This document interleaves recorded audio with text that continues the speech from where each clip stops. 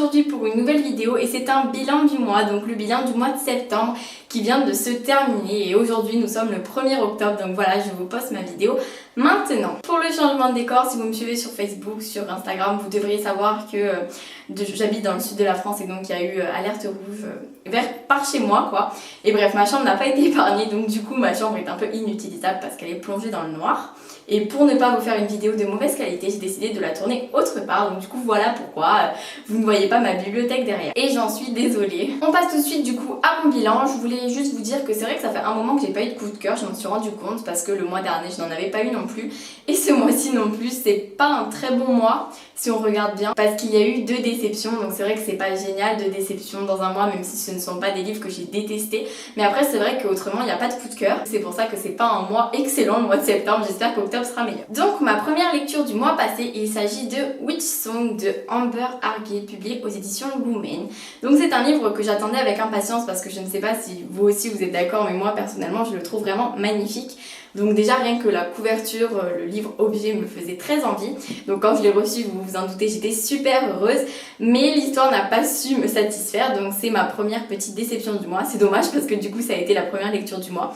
Mais ça ne fait rien, ça n'a pas du tout été une lecture que je n'ai pas aimée. C'est juste qu'il fait quand même presque 450 pages. Et quand on aime une histoire, et ben parfois on aimerait qu'elle s'arrête au bout de 300 pages. Voilà. Personnellement, j'aurais préféré que toute l'histoire s'arrête au bout de 300 pages et qu'il n'y ait pas encore des péripéties. C'est ce qui fait que la lecture a fini par m'ennuyer et me lasser, donc du coup j'ai moins aimé la fin. Mais l'histoire en elle-même est quand même très bien. Donc ça parle de sorcière, ça parle de Brusena qui est une jeune sorcière et qui ne sait pas le monde qui l'entoure, elle sait pas trop s'il y a des sorcières aussi, si elles vivent et tout ça, et d'un coup elle va tout apprendre, tout va se retourner quoi, et elle va devoir partir à la chasse, pas aux sorcières mais à la chasse à la méchante sorcière on va dire, et elle va devoir libérer les autres. Donc c'est quelque chose qui est quand même compliqué, et c'est vrai que quand on a son âge on se dit bon, elle va quand même dans une aventure de malade alors qu'elle n'a jamais rien fait, donc des fois il y a des choses qui paraissent un petit peu absurdes, même trop faciles on va dire. Et c'est là que ça m'a un peu agacée, il y a tellement de péripéties qu'au bout d'un moment, comme je vous disais, ça devient lassant parce que bon, c'est pas comme si elle s'en sortait toujours, mais bon, enfin je veux dire, on se dit c'est pas possible, au bout d'un moment on finit vraiment par mourir quoi, après telle ou telle épreuve, mais elle non à chaque fois. Et du coup ça a fini par me paraître trop surréaliste, comme le fait que le roman se déroule sur presque 2 à 3 ans, et ça aussi j'ai pas trop aimé parce que dans certains livres, ça paraît normal que ça se déroule sur 2 ou 3 ans, mais là ça passe trop vite, genre elle va étudier quelque chose puis d'un coup ça nous met un an plus tard, et je trouve qu'on ça met pas assez en valeur ce qui s'est passé pendant un an, on sait rien, comme si elle avait rien fait, comme si elle n'avait pas évolué, c'est ça que je n'ai pas aimé.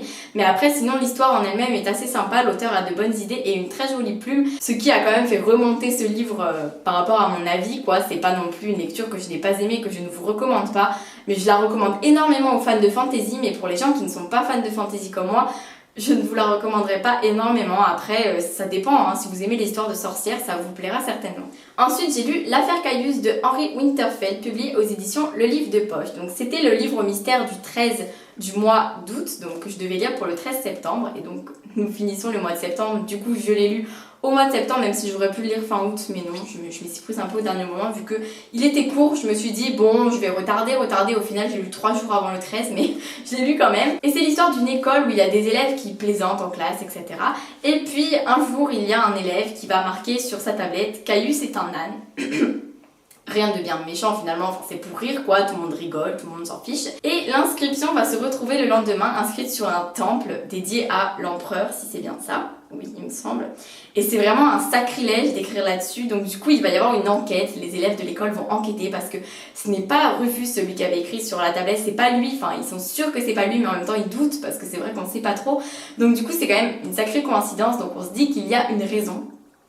Et justement on se demande, et c'est ça que j'ai beaucoup aimé dans ce livre, c'est que c'est vraiment drôle parce que c'est une aventure de jeunes garçons où il n'y a que des garçons, une seule fille, mais bon on la voit moins.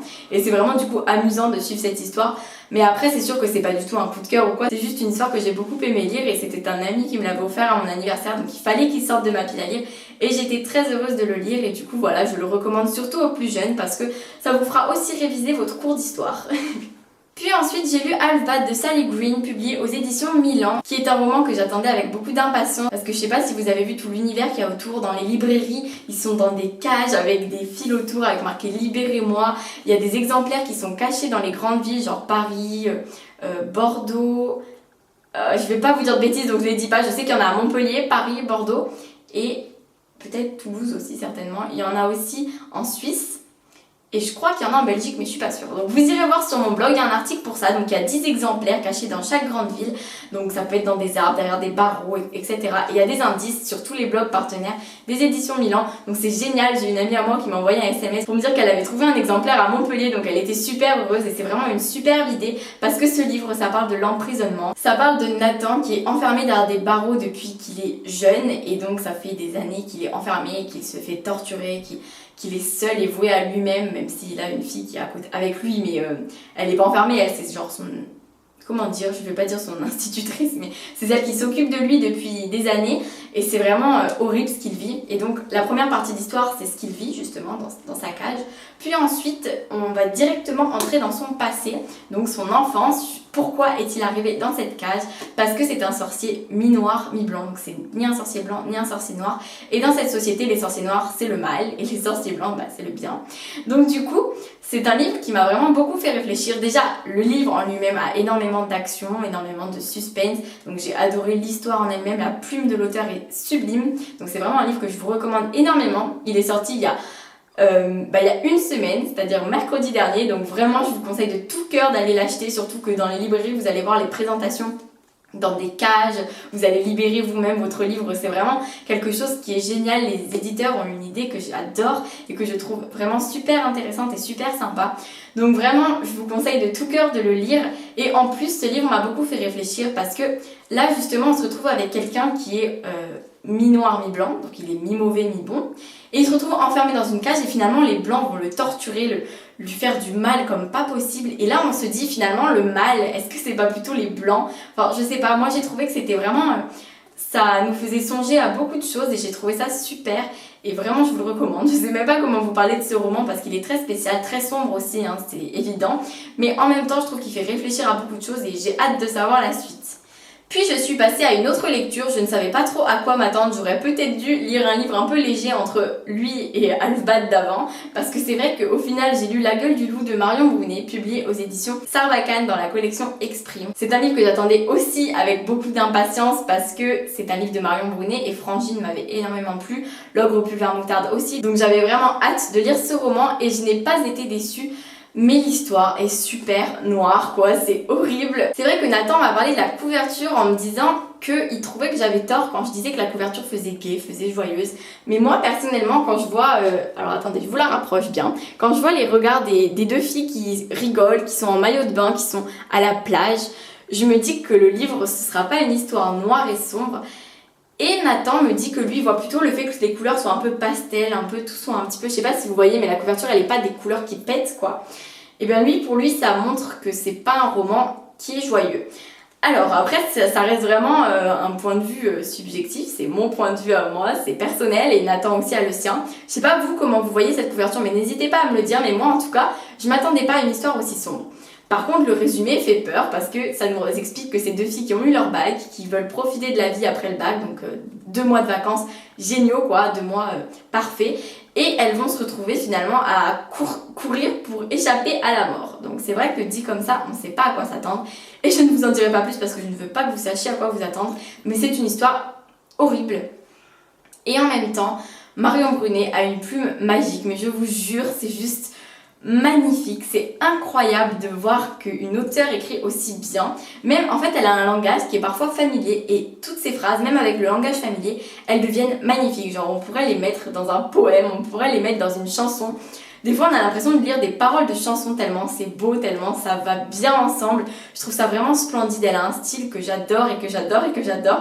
Et je peux vraiment pas me lasser de lire ses livres, donc j'ai hâte qu'elle en sorte un nouveau. Déjà, je l'ai fini, je me suis déjà dit, j'ai trop hâte de revoyager avec elle parce qu'elle nous emmène vraiment avec elle dans ce pays, dans cette aventure qui est horrible. Mais en même temps, voilà, c'est une aventure qu'il faut vivre quoi, faut que vous le viviez pour savoir ce que c'est et je vous le conseille du coup de tout cœur. J'espère vraiment que vous le lirez parce que c'est un livre que j'ai adoré et l'histoire vaut le coup d'être lue parce que c'est une histoire qui est vraiment horrible et bouleversante et vous verrez, mais moi ça m'a dégoûtée parfois, mais j'ai trouvé ça quand même mené par une main de maître quoi, c'était très beau quand même malgré l'horreur de l'histoire. Encore une fois, si vous suivez mes vidéos, vous saurez que le 13 septembre, j'ai pioché le livre Hier tu comprendras dans ma vidéo, le livre mystère du 13. Donc c'est le livre que j'ai à lire pour le 13 octobre. C'est fait, du coup tant mieux, c'est déjà fait. Donc j'ai pas besoin de me stresser en me disant vite, faut que je le lise et tout. Non, pas du tout. Mais du coup, je l'ai déjà lu. Donc j'ai pu lire cette histoire, ce roman, Hier tu comprendras de Rebecca Steed, qui est publié aux éditions Nathan. Et c'est l'histoire de Miranda qui va recevoir un mot étrange de quelqu'un qu'elle ne connaît pas donc, et elle se demande pourquoi elle a reçu ce mot évidemment, mais en même temps il va lui demander d'écrire une lettre d'un événement qui ne s'est pas passé. En fait c'est assez étrange et elle va devoir du coup continuer à mener un peu une enquête. C'est assez spécial comme livre, mais je l'ai trouvé super. Après c'est pas du tout un coup de cœur et c'en est loin parce qu'il n'y a pas eu cette petite touche qui fait que c'est un coup de cœur bien sûr, et c'est une lecture qui reste jeunesse, mais en même temps je vous assure ce style jeunesse est très amusant et ça sort des phrases qui sont bourrées de naïveté, et c'est ce que j'ai trouvé super beau parce qu'on a l'impression de lire des phrases d'enfants, mais en même temps c'est poignant parfois les phrases d'enfants parce que ça nous touche plus qu'autre chose. Donc c'est pour ça que j'ai adoré cette histoire quand même. Je vous en parlerai plus dans ma vidéo du livre mystère du 13, donc venez le 13 sur ma chaîne, vous aurez la nouvelle vidéo où je vous parlerai en détaillé de ce roman, de cette histoire et de mon avis. Puis ma dernière lecture terminée de ce mois-ci, c'est Quand j'ai voulu revoir le diable d'April Geneviève Tuchol, publié aux éditions Hachette dans la collection Black Moon. C'est la suite du roman Je vais y arriver. C'est la suite du roman Le jour où le diable m'a trouvé, qui est du même auteur et des mêmes éditions évidemment. Et je l'ai reçu du coup là en format définitif, j'étais très contente, c'était une belle surprise de la part des éditions Hachette, donc j'étais vraiment heureuse. Et c'est la suite des aventures de Violette. Donc je vous en dis pas plus parce que j'ai pas envie de vous spoiler le pôle. Non mais c'est pas possible. Je vais pas vous en dire plus parce que j'ai pas envie de vous spoiler le premier tome, mais sachez que le premier tome je l'avais adoré, donc je vous le conseille de tout cœur, vraiment l'histoire était géniale, il y avait beaucoup d'action, moi je l'ai trouvé vraiment super, donc j'ai adoré le premier tome. Mais ce second tome m'a un peu ennuyée en fait. Je dois dire que c'était voilà, une lecture qui me laisse avec un avis assez mitigé, c'est dommage. J'étais assez déçue d'être déçue, c'est un peu bizarre, mais j'étais déçue d'être déçue de ce second tome parce que j'en attendais peut-être trop par rapport au premier tome que j'avais adoré. J'avais un peu des souvenirs vagues de l'histoire, donc du coup c'est vrai que le style, je me souvenais pas que c'était comme ça, donc peut-être que là ça m'a moins fait accrocher parce que c'est une période où j'avais moins envie de lire ce genre de style, je ne sais pas, mais j'ai moins accroché même si j'ai quand même trouvé l'histoire quand même très bien, hein, je vous l'avoue, l'histoire en général elle est quand même bien, la fin elle relève tout le niveau du livre parce qu'il y a énormément d'action et le suspense est un peu à son comble quand même, et puis d'un coup on est complètement surpris, donc ça c'est ce que j'ai aimé. Mais après il y a certaines choses qui m'ont agacée, donc les réactions de Violette un peu c'était niais quoi, on aurait dit une romance niaise parce que dans le 1 c'est un peu niais, mais bon c'est une romance quoi, c'était basé sur la romance, mais là dans le 2 elle est plus avec son chéri d'amour qu'elle aime trop quoi, donc je veux dire c'est pas censé être niais comme ça, et en fait ça l'est quand même, donc je sais pas, je trouve que c'était un peu dommage que ce soit un peu niais comme ça au niveau de la romance, parce que ce livre aussi il est moins basé sur la romance que dans le premier, donc j'aurais préféré que ce soit moins gnangnan quoi. Enfin bref, après c'est mon point de vue personnel, je sais qu'il y a des gens qui vont adorer parce que ça reste un peu de la romance quoi, c'est romancé, c'est niais, mais il y a plein de gens qui adorent, et moi parfois j'adore, mais ça dépend des livres, et là j'aurais préféré que ce soit plus vraiment centré sur l'action et que du coup des fois les remarques de Violette soient moins... Bref, vous m'avez comprise, je suis un peu brouillon, mais c'est vrai que du coup j'ai été déçue par ce roman, même si ça n'a pas non plus été une énorme déception, et je le conseille quand même à ceux qui ont aimé le premier tome parce qu'ils aimeront sans doute. Après ceux qui ont été déçus par le premier tome, c'est évident, je vous le conseille pas parce que vu que je l'ai moins aimé que le premier tome, bah, je vais pas vous conseiller de vous plonger dans un livre qui vous satisfera certainement encore moins que le premier. Même si voilà, par exemple Justine du blog Lire une passion, elle a juste détesté le premier tome, donc je vais pas lui conseiller. Mais par contre il y a des gens qui ont adoré, donc voilà, je leur conseille beaucoup parce que c'est la suite et on aime bien savoir la suite de l'histoire, donc voilà, je vous le conseille quand même si c'était pas une grande réussite pour moi malheureusement. Ça reste quand même une lecture qui a été bonne sur la continuité, mais il y a eu des moments qui m'ont un peu agacée. Puis je voulais juste vous parler du livre Un garçon si gentil de Magali Wiener, je sais pas du tout comment ça se prononce, publié aux éditions Milan dans la collection Macadam. Alors, il y a beaucoup de gens qui m'ont dit qu'ils le trouvaient, qu'il avait l'air bien quoi, mais que la couverture les repoussait beaucoup.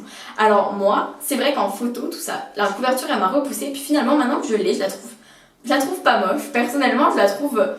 Bon, c'est pas une couverture magnifique à mes yeux, mais c'est pas une couverture qui est moche, vraiment pas. Et puis je respecte aussi le travail de ceux qui ont fait la couverture. Mais vraiment là, vraiment, je vous l'avoue, je trouve pas qu'elle soit moche. C'est pas du tout la couverture la plus moche de ma bibliothèque. et ça change d'avoir ce genre de couleur. Et je sais pas pourquoi, en lisant le livre, je me rends compte que c'est vraiment adapté. Donc voilà, ceux qui disent que la couverture ne les tente pas du tout, ne vous fiez pas à la couverture. Et je trouve ça bête parce que comme on dit, l'habit ne fait pas le moine. Donc si on juge un livre à sa couverture, ça veut dire qu'on juge une personne à ses vêtements ou à sa tête, et je trouve pas ça cool. Donc du coup c'est vrai que là, sur ce point-là, je vous le dis, ce roman il vaut la peine d'être acheté, même si je ne l'ai pas encore fini. Mais bon, vous pouvez le voir, j'en suis quand même à... Il me reste que ça. Il me reste à peine quelques pages. Et c'est un livre sur un jeune homme qui va passer une nuit géniale avec une fille qu'il aime énormément. Donc ils vont faire l'amour et le lendemain matin, il n'a plus de nouvelles d'elle. Et quelques jours plus tard, la police l'arrête pour viol sur mineur avec violence. Donc voilà, l'histoire c'est ça et le sujet est juste super intéressant. Moi j'adore vraiment ce sujet, cette histoire. Je trouve ça, c'est pas ce qu'on croise d'habitude, donc je trouve ça vraiment passionnant quand on le lit. Et il se retrouve en prison et c'est juste horrible, mais vous pouvez pas imaginer à quel point c'est horrible. Moi ça me traumatise quand je le lis, des fois j'ai envie de pleurer quoi. Et c'est un livre que je vous conseille beaucoup même si je ne l'ai pas terminé, parce que rien que pour découvrir l'histoire de cet homme qui est complètement détruit et en même temps... en fait j'ai pas envie de vous l'expliquer pour vous spoiler, mais en même temps on a la version de la fille qui a l'impression de s'être fait violer et on a sa version à lui du mec amoureux qui a fait l'amour à une fille qu'il pensait qu'elle l'aimait aussi, qu'elle était d'accord.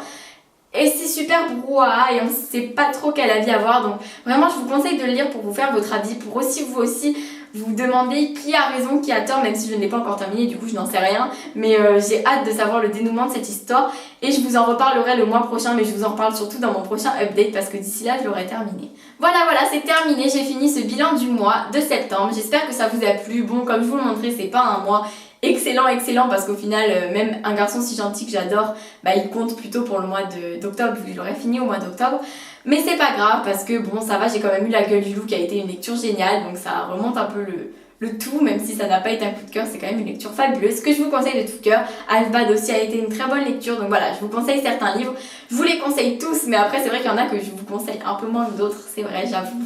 Bref, je cesse de parler et j'espère que cette vidéo vous a plu. On se retrouve très bientôt, on se retrouve samedi en fait, mais je sais pas du tout pourquoi, parce qu'en fait j'ai rien de prévu, mais vraiment rien comme vidéo. C'est un peu horrible, je suis en mode oh mon dieu j'ai rien de prévu pour vous, mais c'est pas grave, faut bien que je m'organise, donc vous inquiétez pas, vous aurez quelque chose hein, c'est sûr, mais je ne sais pas encore quoi, on verra ça. Voilà, je vous fais plein de gros bisous, je vous dis à samedi du coup, j'espère que ça vous a plu, n'hésitez pas à me laisser des commentaires parce que moi j'adore vraiment vos commentaires, donc quand vous m'en laissez pas ça me rend toute triste.